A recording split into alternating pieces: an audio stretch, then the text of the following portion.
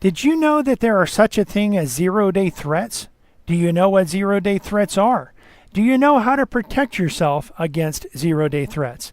I'm Brian Longworth, host of a Faster PC Live Technical Support, and coming up next, I'll show you what zero-day threats are and how you can actually protect yourself against zero-day threats. If you haven't done so yet, please click the like button, click subscribe, and click the bell to be notified when we release new videos. We did want to go over, and I will switch back over to a full screen here to show you this, but Microsoft twice a month, typically twice a month, they come out with Windows updates. And the first time of the month, the update is always the second Tuesday of the month, although on some computers, what you'll actually have is you'll actually have other updates that do come out, and so the second Tuesday of the month, and then they may come out the day after that or the day after that before your computer actually sees it. But one of the things that you do want to actually look at is some of these updates are what's called zero-day updates, which what that means is that the update, the threat is already happening. It's something that is already happening, and hackers are already taking advantage of this. And typically later in the month, Microsoft will come out with additional updates, and those are updates that typically are zero-day. They're updates that can't wait until that second Tuesday of the month. They are updates that you'll want to install as soon as possible. And so we're going to go over, and they did, by the way, just come out with these updates, and I'm going to switch over to a full screen. I'll show you how you can do this. So if you're running Windows 11, you'll click Start, and you'll go up to Settings. Now, if you're running Windows 10, you'll also click Start and go up to Settings. If you're running Windows 8, 8.1, or Windows 7, or even Windows XP, well, you could run updates, but you're not going to get any updates this time of the month because you're just out of luck. You are not going to get those Windows updates. But these updates, by the way, are important to protect your computer and keep it safe. You know, we have some people that comment. By the way, we can help you if you have Windows 7, 8, or 8.1. We can help. We can upgrade that computer to Windows 10. We can still do that today. Now, we have people that comment on our videos that say, hey, you know, I'm still running Windows XP. Well, you can run Windows XP all you want to. You just, you know, I wouldn't have it on the internet. I wouldn't even have it connected. Even if you're not browsing the web, I wouldn't have it connected to the internet. It's unsecure to do so.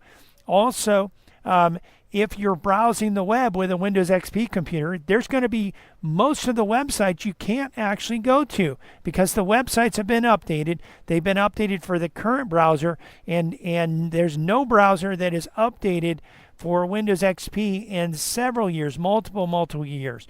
And that's even starting to happen with Windows 7 as well. None of the browsers are updating for Windows 7, and really what you're looking at is, I think maybe Firefox might still be updating through the end of maybe into the fall, but the other browsers, Edge and Chrome, are no longer updating for Windows 7. And so what happens is it becomes less and less functional, and of course more and more risky to actually browse the web with those older operating systems. But we can help you. We can still update your computer to Windows 10, and we can also update the Windows 10 computers to Windows 11. We have separate videos on our Facebook page and our YouTube channel that you can watch that go over that. We'll post links to that in the description as well. But you'll want to actually click on Settings. So Settings looks like a gear, or some people call it a cog. And you actually click on that, and that will go to to settings. From here, you'll click on Windows Update. Depending on the version of Windows 10 you have, it might be in different locations because Microsoft's changed it a little bit. Hopefully you have a current version of Windows 10, because there's many versions of Windows 10 that Microsoft doesn't support either. But we're going to click on Windows Update, and I actually installed the updates yesterday. They did come out. I think I saw them yesterday as well. We'll go ahead and click check for updates. This will actually search for updates. If you already have updates that you see waiting, you can actually install those updates from here. When those updates are installed, you'll have an opportunity to reboot the computer. Once you reboot the computer, it will take a little bit longer. Typically, with Windows 11, Microsoft's gotten better. They actually warn you. They tell you how long it takes. And we do have a question here. Is it expensive to update an OS from XP Professional to Windows 11? So it's probably not going to happen if you're coming from XP. Typically from XP, you're looking at the system would be so old, unless you somehow had new hardware and you chose to install Windows XP, that you might be able to get Windows 7 on it and then get it up to Windows 10 from there. Another drawback is that many of the Windows XP installations were 32-bit, and Windows 11 is not available in 32-bit at all.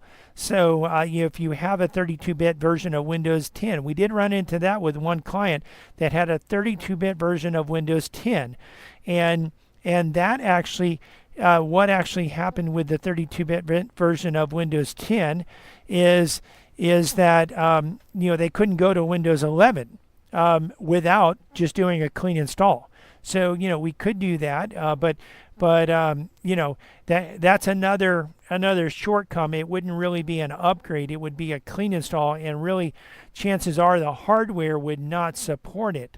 But we do have some Windows 7 computers that have been updated to Windows 10. We've done that several times recently, and also in addition to that, we've been able to update Windows 10 computers to Windows 11. Even some of the older computers, even if your computer says, hey, Windows says it doesn't support Windows 11, what that means really is that it doesn't natively support the hardware.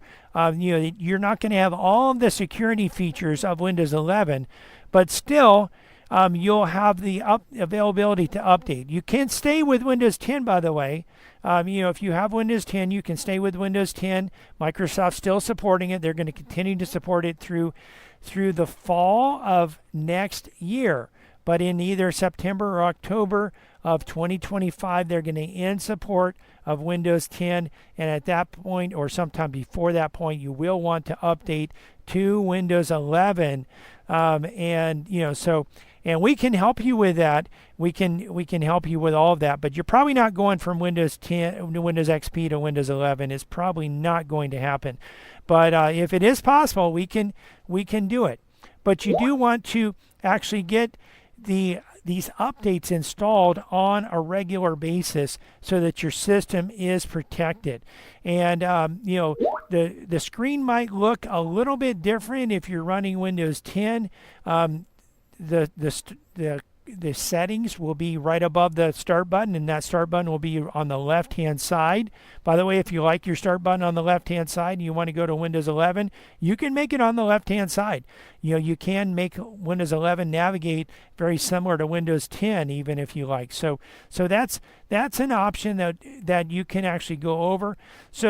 But one thing that you do want to do is just make sure that your computer is updated, because these updates a lot of times at the end of the month are 0-day threats. You want to make sure that you get those updated, that you go ahead and fly through that update and get that done. I hope you've liked this video, that you've learned something from it. If you have, please click the like button, click subscribe, and click the bell to be notified when we release new videos.